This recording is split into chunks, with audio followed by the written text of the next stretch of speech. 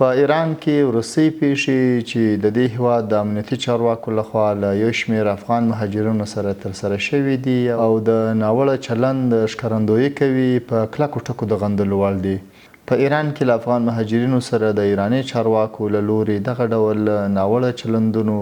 د افغان حکومت ته ژوره اندېښنه راپارولې ده او دغه راز متعصبې ډلې هڅې کوي چې له دغه ډول پیښو څخه په استفادې سره غواړي چې د دواړو هیوادونو ترمنځ مثبتې او ښې اړیکې متاثره کړي. د افغانستان اسلامي امارت د بهرنیو چارو وزارت په ایران کې د افغان مهاجرینو د کوربتوب له امله د ایران له ملت څخه